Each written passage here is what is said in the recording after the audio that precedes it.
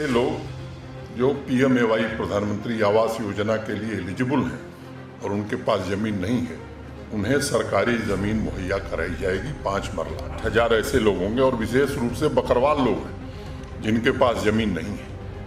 अब इसको लेकर के भी अगर राजनीति की जा रही है, पूछा जा रहा है कि जम्मू कश्मीर के बाहर के लोग आकर के तो ये नहीं ज़मीन ले रहे हैं। इस तरह की बेबुनियाद बातें करके लोगों को गुमराह करना, मैं समझता हूँ कि अब ये आदत बदलनी चाहिए। हमने अनेक दशकों से देखा था कि एक तरफ जम्मू कश्मीर में साल दर साल भारत सरकार से आने वाले धन का अनुपात बढ़ रहा था, लेकिन एक लंबी यात्रा के पश्चात भी अनेक पैरामीटर्स पर हमारी परफॉर्मेंस अच्छी नहीं रहती थी। कुछ चंद लोगों के लिए ही कानून थे, सुविधाएं भी उन्हीं तक सीमित थीं। आज भी बहुत से लोग हैं जिन्हें गरीब और उनके जीवन में हो रहे बदलाव अच्छे नहीं लग रहे हैं। अभी एक फैसला जम्मू कश्मीर प्रशासन ने किया, प्रधानमंत्री आवास योजना में भारत सरकार ने अभी 1,99,500 आवास जम्मू कश्मीर को, ताकि सभी ज़रूरतमंद लोग संतृप्त हो सकें, सेचुरेट हो सकें, दिया था।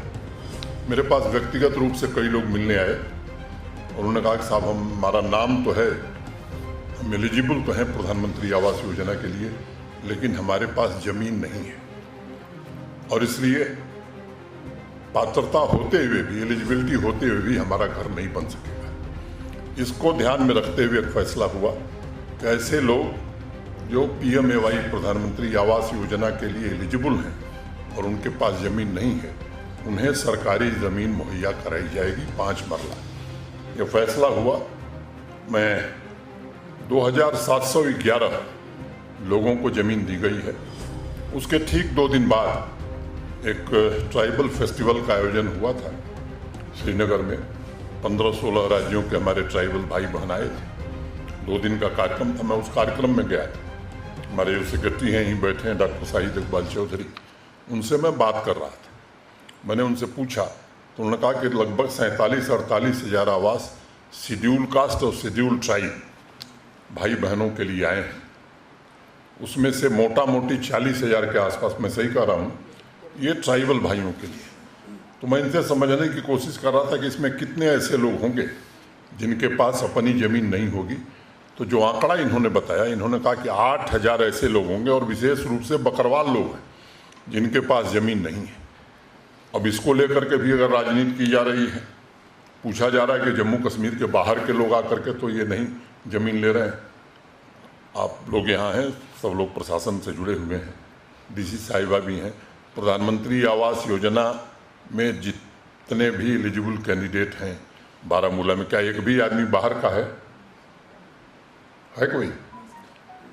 इस तरह की बेबुनियाद बातें करके लोगों को गुमराह करना, मैं समझता हूं कि अब ये आदत बदलनी चाहिए।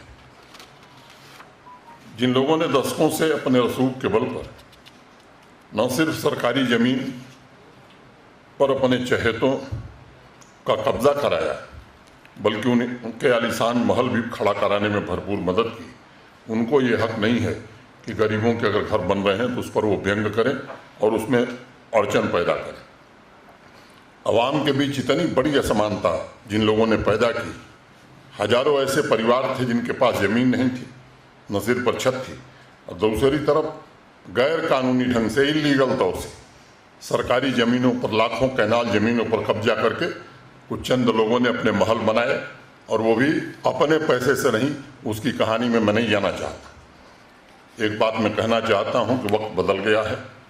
अब जो प्रशासन है उसकी प्राथमिकता में, जैसा अभी चेयरमैन साहिबा कह रही थी, पसमानदा लोग, जो गरीब है, जो कमज़ोर है, वही शासन की सर्वोच्च प्राथमिकता होनी चाहिए और वही रहेगी। इसमें कोई इसे बदल नहीं सकता है।